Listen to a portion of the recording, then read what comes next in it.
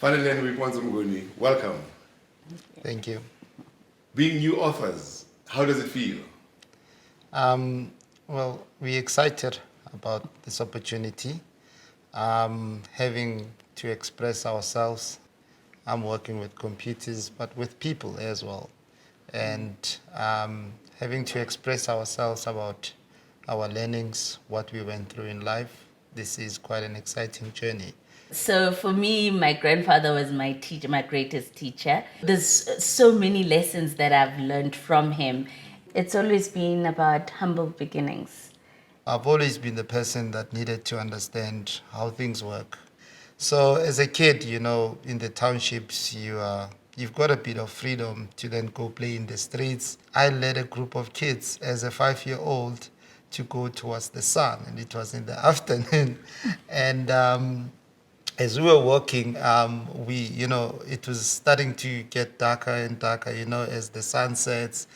And then I think there was a time where we were just wandering around, just following in the same direction. When we were going, one of the kids was wanted to turn back, and I had to go back to say, no, no, no, no, no, no. We are almost there. And one of my friend's grandmother shouted from the taxi, because we were about a couple of kilometers away from where we were supposed to be at that age. And what happened next, my mother rocked up when we were lost, and she managed to put us all in one car, and she managed to give us all a hiding, me in particular, the best hiding more than anyone. So as a leader, you have to be at the forefront. You have to lead people. And when things go bad, even if it's the wrong direction that you might have led your followers to, you take the blame more than anyone else in that, because you are the captain of that ship. The responsibility, the accountability that comes with being a leader, mistakes, the lesson that you learn throughout the way. You have to be a visionary. One of my biggest lessons is to walk the journey with people. It means having to go through all the emotions that everyone is going through. And that is the most toughest journey you can ever take. Having to remind people about the focus, where we're going, and this is what will come out of it. And having to work with young girls, as mentioned in the book, take a girl child.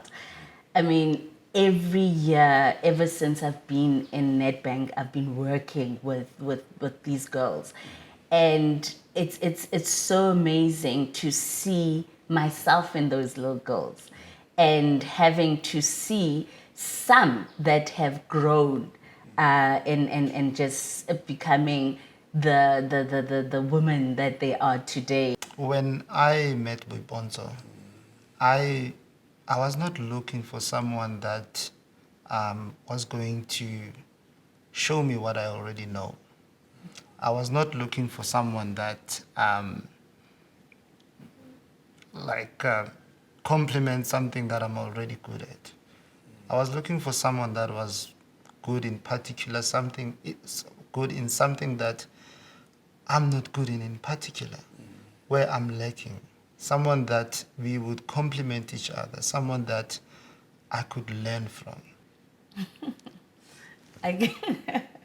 Well, it's just, yeah, I'm the needy one in the relationship. I'm always like, you don't buy me flowers, you haven't done this. But I think at first, when we started dating, you don't get to see all these things, and but later, as you grow together, you get to understand who the real person is. My life took a turn from a failure.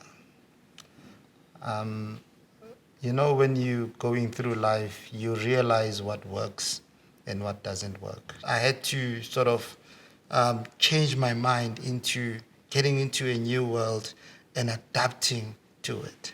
You always have time. You know, it's all about how you manage your time. And if you put effort into it, you then grow together and you see the value of growing together. I want us to talk about Mike and the mentorship program. I was nervous. And I said to him, Mike, to be honest with you, I don't know what to say. Mike said, you know what, that's good that you don't know. Go there and be yourself. And, you know, so he's always been that person that, I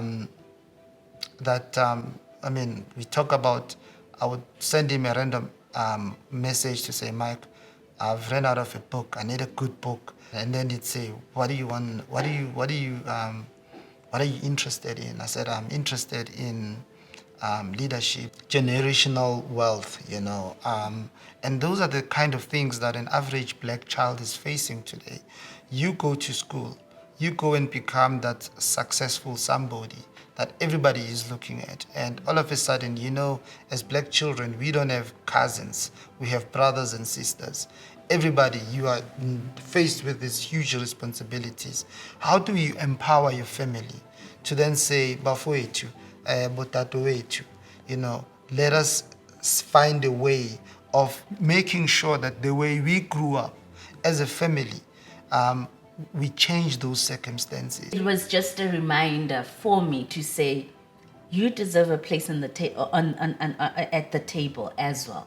And you're invited here because you have a story to share. You have a story to tell. I've grown and I've just become a different person, and I'm learning even more now, you know, moving forward.